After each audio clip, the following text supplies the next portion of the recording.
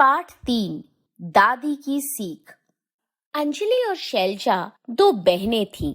दोनों बहुत सुंदर और होशियार थीं। अंजलि 8वीं कक्षा में पढ़ती थी और शैलजा 5वीं में। वे पहाड़ के रहने वाले थे, लेकिन अब दिल्ली में ही रहते थे। बस कभी कभी गर्मियों की छुट्टियों में ही पहाड़ जाना होता था। पहाड़ उनको अच्छे लगते थे। वे गांव के मौसम व परिवेश में रचने बसने लगते कि छुट्टियां समाप्त हो जाती। शैलजा चूंकि बहुत कम पहाड़ में रही थी, इसलिए गांव के माहौल से परिचित नहीं थी। लेकिन जब भी गांव, जंगल व पहाड़ की कहानी मम्मी पापा सुनाते, तो वह एक टक हो सुनती और जिज्ञासा से कई कई अनसुलझे प्रश्न बीच बीच में करती। मम्मी पापा भी यह सुन प्रसन्न हो जाते। उनके पापा की बदली दिल्ली से देहरादून हो गई थी।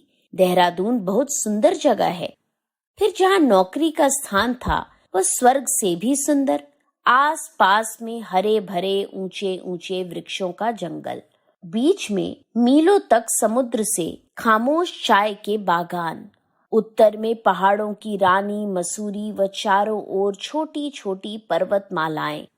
बच्चों को यह स्थान बहुत भला लगा। दिल्ली के शोरगुल व गहमा गहमी से अलग यहाँ के शांत जीवन का आनंद ही कुछ और था। दिल्ली में नजदीक से चिड़ियों को देखने का सौभाग्य बच्चों को न मिला था, लेकिन यहाँ आने पर तो आंगन के आसपास कई रंग बिरंगी चिड़ियां उनसे परिचय के लिए उतावली बैठी थी। बच्चों को चिड़ियों का यह नजदीकी प्रेम बहुत अच्छा लगा। वे उन्हें दाने डालने लगे। अब क्या था, आँख खुलती भी न थी कि रंग बिरंगी सुंदर सुंदर चिड़ियां बगीचे में चहचहाने लगती। बगीचे में फूलों के अलावा आम का एक पेड़ भी था, जिस पर दिन भर पक्षियों का जमघट लगा रहता। शैलजा छोटी थी।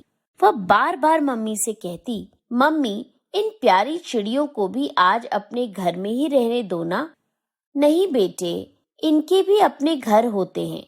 सायं होते ही ये भी अपने अपने घरों को उड़ चलते हैं। यदि हम इनको यहाँ रखेंगे तो घर में इनके छोटे बच्चे बहुत रोएंगे। सोचो, यदि ऑफिस से तुम्हारे पापा न आए तो हम ऑफिस में चले जाएंगे पापा को लेने। शैलजा तपाक से बोल उठी। मम्मी के थोड़ा समझाने पर शैलजा समझ गई। शैलजा का घर का नाम शैलू था। पापा के ऑफिस से आने के बाद वे अपने लिखने पढ़ने में डूब जाते, तो बच्चे बाल पत्रिकाएं पलटने लग जाते। अंजलि कलाकार थी, सुंदर सुंदर चित्र बनाती। शैलू उसे चित्र बनाते देखती तो खुद भी कागज काले पीले करने लग जाती। लेकिन कुछ ही दिनों में शैलजा भी अच्छे चित्र बनाने लगी। अंजलि शैतान भी थी और बुद्धिमान भी। दोनों पढ़ते लिखते चित्र बनाती और पापा के आने तक पार्क में खेलते कूदते चिड़ियों से बतियाती। उनसे मिलने के लिए उनके मित्र भी आते थे। सभी यहाँ की चिड़ियों और सुंदरता की खूब प्रशंसा करते। शैलजा और अंजलि के स्कूल अलग अलग लेकिन साथ साथ थे। स्कूल जाते समय रास्ते में कभी बंदर साथ हो जाते तो कभी लंगूर। इनसे उन्हें डर लगता। लेकिन जब कभी स्कूल के पास के लीची व आम के पेड़ों पर सुंदर सुंदर तोतों का झुंड आता तो बच्चों को बहुत अच्छा लगता। कुछ दिन बाद शैलजा का जन्मदिन था। एक दिन अंजलि ने मम्मी से कहा, मम्मी, शैलू को जन्मदिन पर क्या उपहार देंगे? मम्मी, मुझे हीरामन लाने हैं। सुंदर सुंदर तोते जो हमारे स्कूल में आते हैं, कितनी अच्छी बातें करते हैं। मेरे लिए लाओगी ना मम्मी? शैलजा पहले ही बोल पड़ी। अपने पापा से कहना, मम्मी ने शैलजा से कहा। बस फिर क्या था, शैलजा ने पापा के सामने धरना दे दिया। वह इतनी पक्की है कि मांग पूरी करवाकर ही सांस लेती है। आखिर मम्मी पापा के साथ बाजार जाकर पिंजरे में 2 हीरामन लेकर ही चैन से बैठी।